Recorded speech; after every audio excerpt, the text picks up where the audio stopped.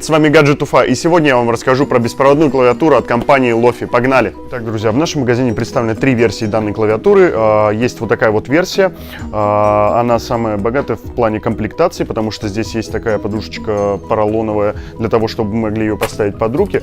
При длительном использовании, соответственно, вам было гораздо удобнее. Также здесь есть вот такой вот коврик. Он достаточно большой, для того, чтобы вы могли пользоваться мышкой, соответственно, и поставить сюда же клавиатуру.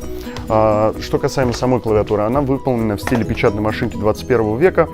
Здесь есть три Bluetooth подключения. Это нужно для того, чтобы вы могли подключить сюда, как, например, планшет, телефон или дома iMac, чтобы вы с легкостью могли переключаться между Bluetooth устройствами одним нажатием такого плана.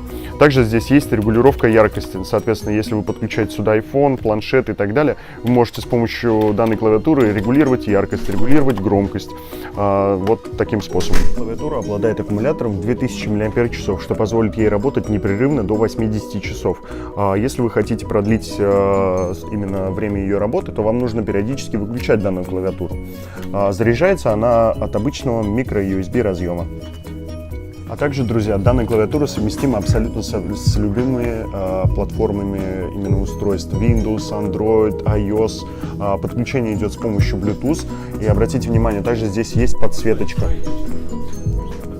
такого плана. Я уже подключил данную клавиатуру к iPhone 6s Plus, то есть это iOS-система. Давайте попробуем что-нибудь напечатать. Как дела?